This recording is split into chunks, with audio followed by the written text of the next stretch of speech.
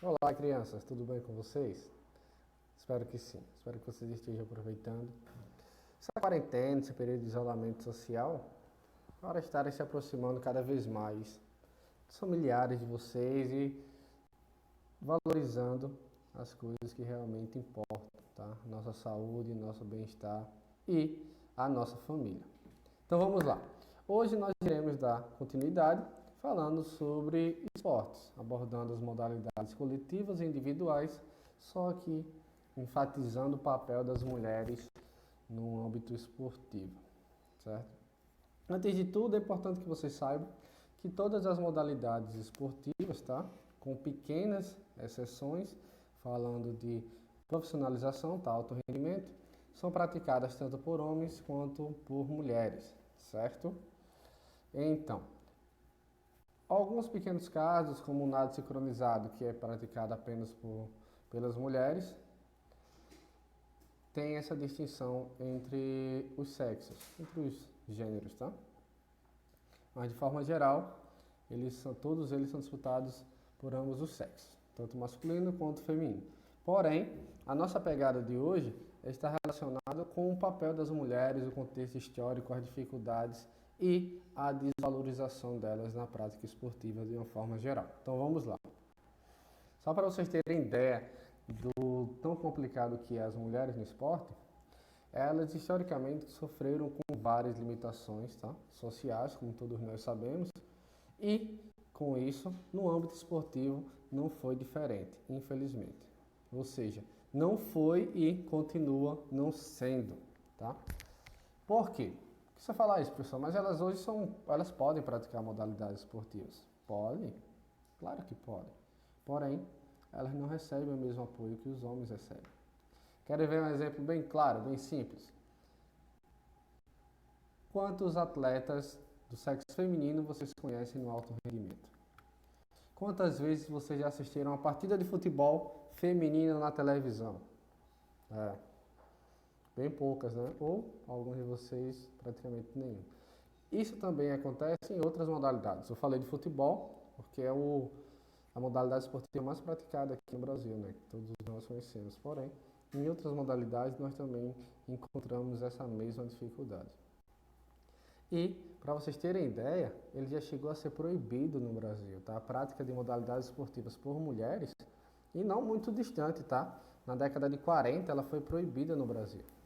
Vou fazer a leitura desse artigo aqui, ó. As mulheres não se permitirá a prática de desportos incompatíveis com as condições de sua natureza, devendo, para este efeito, o Conselho Nacional de Desportos baixar as necessárias instruções às entidades desportivas do país. E com isso, elas não puderam praticar nenhuma modalidade de contato físico, tá? Ou seja, elas não podiam jogar basquete, não podiam jogar futebol, não podiam praticar lutas, tá? Porque eles consideravam que as mulheres eram o sexo frágil, tá? Que elas não poderiam ter esse contato corpo a corpo por serem muito fracas. Imaginem só que preconceito tremendo, tá? E isso era lei, pessoal, tá? E para outras modalidades elas tinham que ter autorização desse mesmo órgão, tá? Conselho Nacional de Desportos, para a prática da modalidade em si. Então vamos lá, continuando. No decreto eles não mencionam nenhuma modalidade. Porém, no início da ditadura militar, esse mesmo órgão, tá? Conselho Nacional de Desportos, proibiu de forma clara a participação de mulheres nas modalidades que eu falei anteriormente para vocês, que incluíam o contato físico. E aí eles citaram no artigo da lei, tá? As lutas, futebol de salão, futebol de praia, polo aquático, polo, rugby, halterofilismo, tá? E várias outras práticas. A decisão ela foi acatada pela ditadura, óbvio, e assinada pelo então presidente. E a partir daí, o caminho que o público feminino precisou percorrer para recorrer aos seus direitos foi longo, tá? E tem uma relação direta e influência com as conquistas sociais das mulheres, tá? O esporte e o contexto social, eles não se separam em nenhum momento. Imagine isso em todas as outras esferas, tá? Principalmente quando a gente fala de oportunidades. A gente tem a questão da desigualdade social, temos a questão do preconceito racial, tá? Preconceito por gênero, que nós iremos discutir mais à frente, a questão dos transexuais estarem praticando modalidades esportivas em alto rendimento, tá? E na questão do sexo também, masculino e feminino. E com isso, nós temos uma relação direta, porque a reivindicação pela igualdade de direitos é uma mudança lenta e gradual. Não acontece de um dia para o outro, assim como qualquer outra conquista histórica social aqui no Brasil. E as mudanças positivas começaram a ocorrer no compasso das mudanças culturais do nosso país e econômica, a partir do momento em que eles começaram a afetar o estilo de vida e o nosso aspecto cultural, principalmente relacionado aos direitos das mulheres. As mulheres tiveram direito a votar, as mulheres passaram a não ser apenas donas de casa, tá? Passaram a ter autonomia financeira, começaram a poder estudar, ter essa liberdade, poderem ter um trabalho, serem independentes e, principalmente, não terem obrigatoriedade de se casar. E até hoje a gente enfrenta muitas dificuldades relacionadas a isso. Eu falo a gente no papel de professor de educação física, para fazer com que as meninas enxerguem dessa forma, que elas também têm os mesmos direitos dos homens, que elas podem ter as mesmas oportunidades, que elas devem ter as mesmas oportunidades. Porém, elas precisam lutar por isso e não ficarem se excluindo pelas barreiras culturais que são impostas no nosso contexto, tá? Então vamos lá. E isso influencia em diversas outras coisas. A modernização, ela vem fazendo com que isso seja amenizado, porém ainda não foi sanado. E nós temos uma grande barreira para estar igualando, tá, a participação na prática esportiva tanto de mulheres quanto de homens. Mais na frente a gente vai conversando um pouquinho sobre isso. Vamos lá. Para vocês terem ideia, somente em 1976, aquele mesmo decreto, tá? Aqui que eu falo, foi revogado. Ou seja, as mulheres passaram mais de 30 anos proibidas da prática esportiva. E aí os impactos foram tamanhos que a desigualdade de oportunidades para eles se tornarem profissionais nas diferentes modalidades esportivas persiste até hoje, tá? E isso eu não falo apenas na questão de remuneração financeira, tá?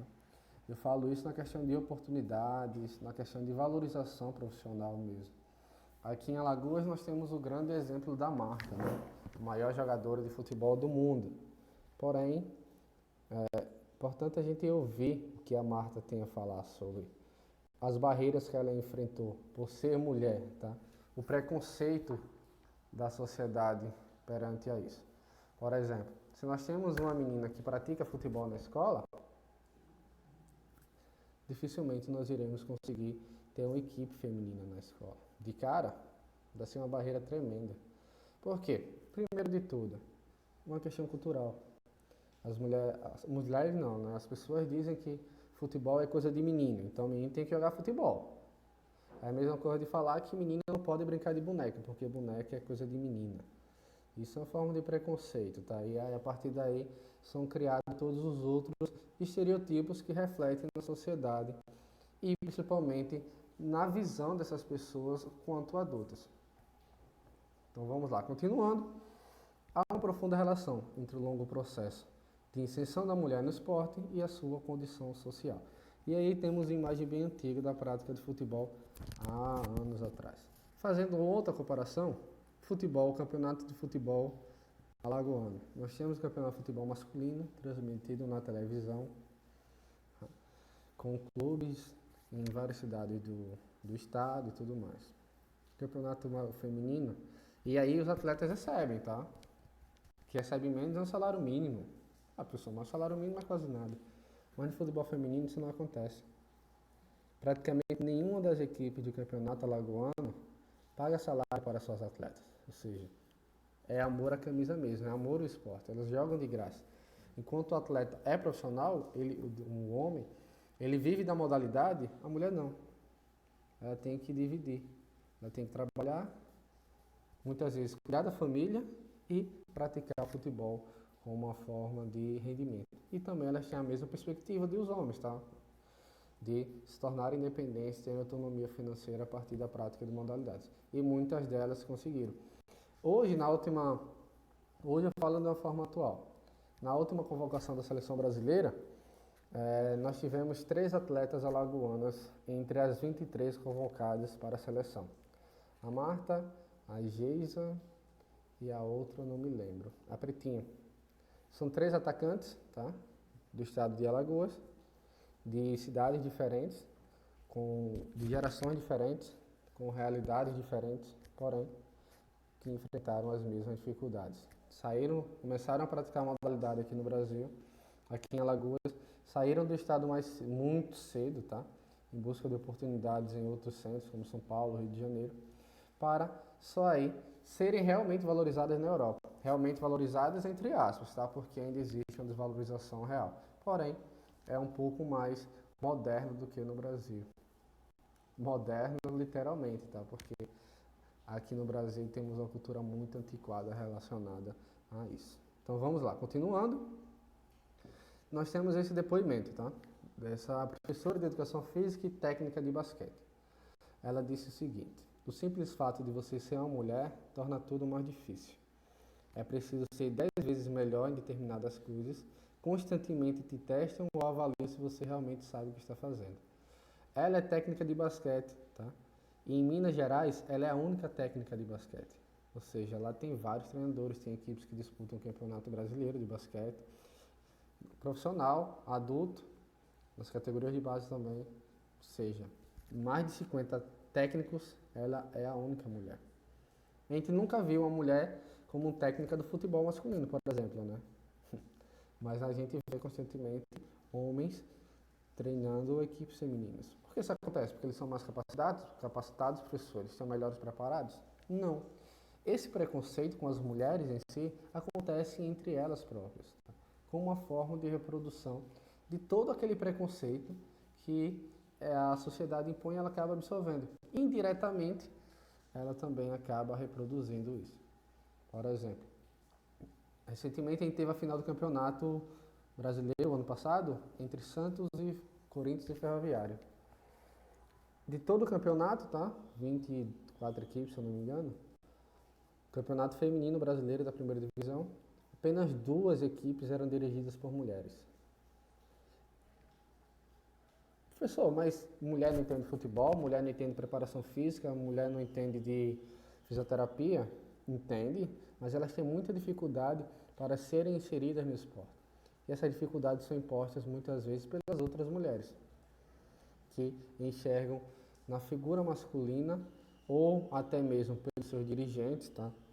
Por diversos motivos, uma melhor capacidade. Por isso é importante essa frase da Fernanda Lima, tá? Que ela cita realmente o que acontece. É preciso ser 10 vezes melhor em determinadas coisas. Constantemente te testam e avaliam para ver se você é realmente capaz do que está fazendo. E essa barreira ela tem que ser quebrada a partir da luta das mulheres, tá? E a partir de uma concepção, uma visão diferente dos homens relacionados à figura feminina na sociedade, tá? E no âmbito esportivo, porque eles estão sempre relacionados. E aí nós temos essa questão da busca pela igualdade. Elas são coadjuvantes de suas próprias histórias. Individualmente, cada um é responsável por escrever os seus livros, tá? E as mulheres sonham em trabalhar, assim como os homens, algumas delas, tá? Claro, com o esporte. E elas enfrentam dificuldades como assédio, tá? Machismo, enfim, durante o processo de profissionalização. E segundo a pesquisa realizada por essa ONG, tá? Entre setembro de 2017 e março de 2018, ou seja, período de 6 meses, 38 mulheres sofreram algum tipo de preconceito no esporte. Ou seja, 6 meses, tá?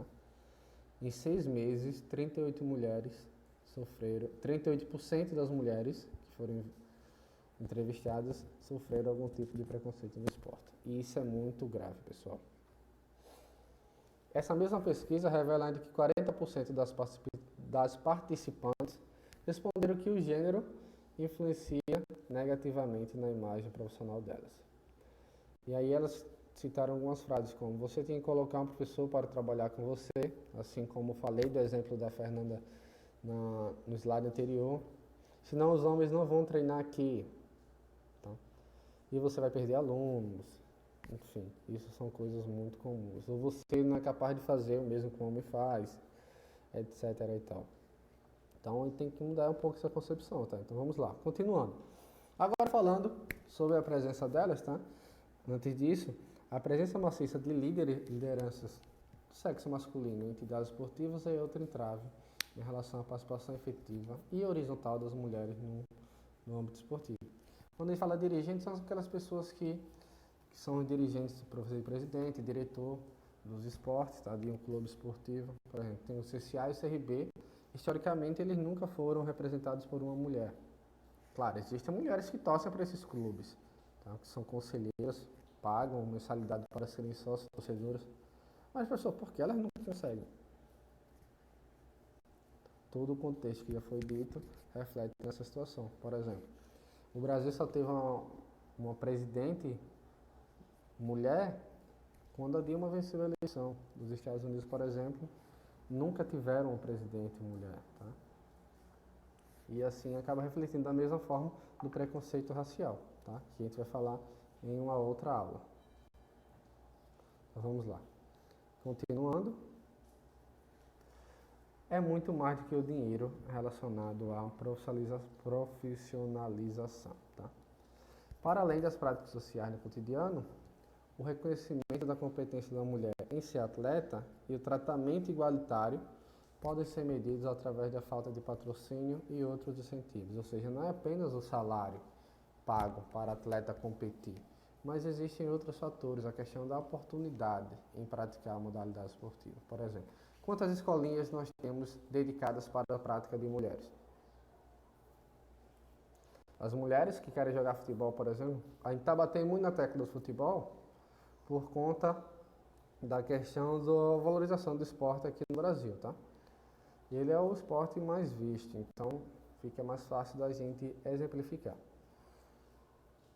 Quando as meninas querem jogar futebol, elas vão para a escolinha e praticam as modalidades junto aos meninos, certo?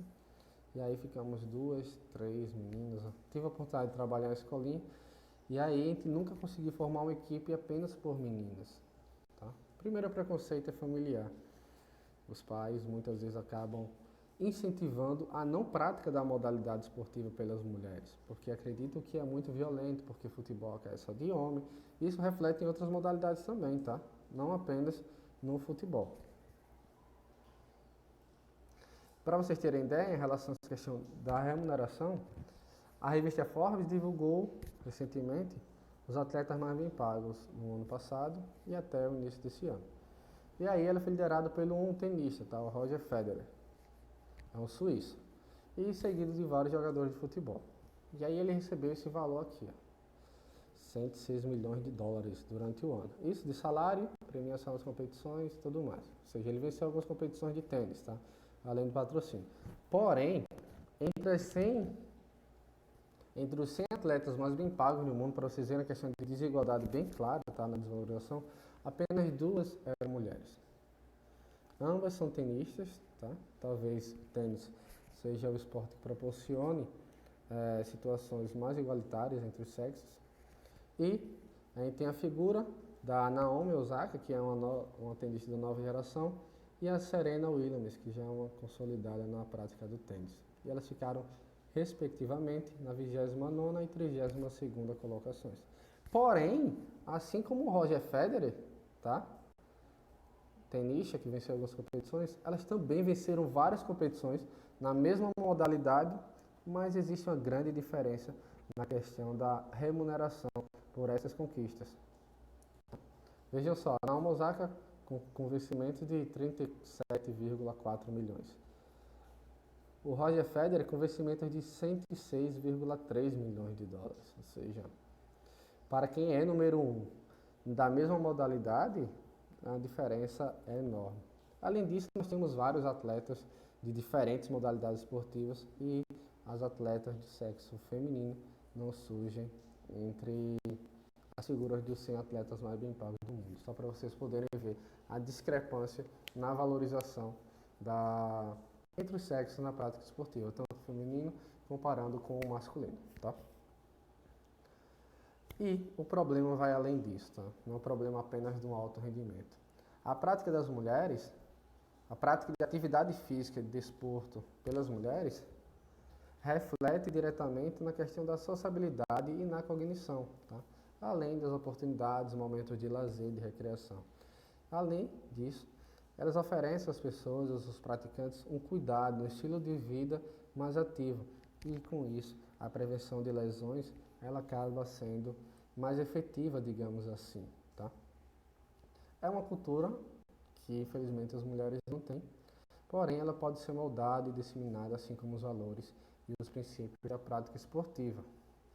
Aqui um dado legal, os homens são sempre mais ativos na prática esportiva. Isso fica cada vez mais escancarado entre a prática dos 15 aos 39 anos de idade, ou seja, a juventude. Tá? Por que, pessoal, as mulheres acabam se afastando? Porque as mulheres, culturalmente, têm outras obrigações. Têm obrigações diferentes das dos homens, que acabam influenciando negativamente nessa prática, nessas oportunidades. Tá? Porém, é importante ressaltar que a OMS, o governo brasileiro e outros órgãos vêm incentivando, assim como o governo estadual de Alagoas, a prefeitura municipal também tem alguns programas destinados à prática esportiva, tá? Criaram algumas competições, incentivaram a partir de alguns programas a prática das mulheres em diferentes modalidades esportivas, tá? Futebol, voleibol, basquete, fazendo com que novos hábitos possam ser criados e esse aspecto cultural possa ser quebrado de acordo com o tempo. Tá? Com esse intuito, a intensa a questão do Relatório Nacional de Desenvolvimento Humano do Brasil, que apresentou dados sobre os índices da prática de atividade física na sociedade brasileira e concluiu que fatores como gênero e rendas são determinantes na construção cultural do âmbito esportivo. Tá? Só para vocês entenderem essa questão do gênero, como ela é forte na questão da prática em si, não apenas como uma prática de alto rendimento, tá? Visando o lucro, a profissionalização, mas principalmente como uma prática de lazer, de cuidado com a saúde e de promoção de indicadores de saúde. Então é isso, pessoal.